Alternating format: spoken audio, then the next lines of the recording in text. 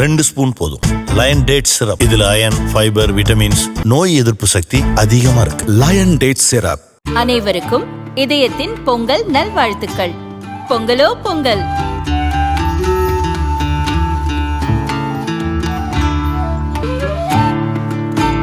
அனைவருக்கும் இதயம் மந்த்ராவின் பொங்கல் தின நல்வாழ்த்துக்கள். பொங்கலோ பொங்கல். தமிழகத்தில் தேசிய ஜனநாயக கூட்டணியின் தலைமை அதிமுக என்பது வெறும் பெயரளவுக்கு இருப்பதால் அதன் பொதுச் செயலாளர் பழனிசாமி அதிருப்தியில் இருப்பதாக தகவல் வெளியாகி பரபரப்பை ஏற்படுத்தியுள்ளது. இது குறித்து அதிமுக மூத்த நிர்வாகிகள் கூறியது, தமிழகத்தில் பழனிசாமி தான் என்டிஏவுக்கு தலைமை என்று மேடைதோறும் சொல்கின்றனர்.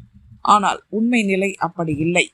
பழனிசாமியை கூட்டணிக்குள் கொண்டு வருவதற்காக நீங்கள் தான் கூட்டணிக்கு தலைமை என்ற வார்த்தையை கூறி அவரை கூட்டணிக்கு சம்மதிக்க வைத்தது பாரதிய ஜனதா மேலிடம்.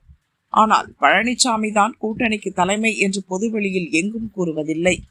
காரணம், கூட்டணி அமைக்கும் பணியை முதலில் பழனிசாமியிடம் தான் டெல்லி மேலிடம் ஒப்படைத்தது. ஆனால் கூட்டணி பேச்சு, தொகுதி பங்கீடு உள்ளிட்டவைகளில் பழனிசாமி கராராக நடந்து கொண்டதால் கூட்டணி கட்சியினர் அதிருப்தியுடன் இருந்தனர்.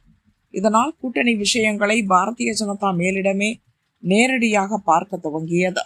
பிரதமர் வருகைக்கு முன்பாக மத்திய அமைச்சர் பியூஷ் கோயல் தான் சென்னைக்கு வந்து விறுவிறுவென கூட்டணியை கட்டமைத்தார். தனக்கான ஒரு ராஜ்யசபா சீட்டுக்காக அன்புமணி மட்டும் தான் பழனிசாமியிடம் நேரடியாக கைகோர்த்தார்.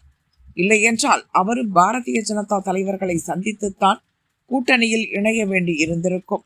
ஜெகன்மூர்த்தியை தவிர பாரிவேந்தர், ஏசி சண்முகம், ஜான் பாண்டியன் உள்ளிட்ட கூட்டணி கட்சி தலைவர்கள் தாமரை சின்னத்தில் போட்டியிட விரும்புவதும் பழனிசாமியின் கராரான செயல்பாடுகளால் தான்.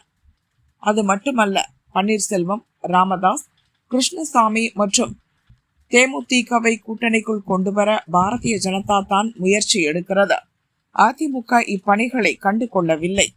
இதனால் தமிழக தேசிய ஜனநாயக கூட்டணிக்கு பாரதிய ஜனதா தலைமை தாங்கும் நிலை இயற்கையாகவே அமைந்துவிட்டது. இதனால் தான் மதுராந்தகம் கூட்டத்தில் பிரதமர் மோடி அதிமுக குறித்து பெரிதாக எதுவும் குறிப்பிடவில்லை.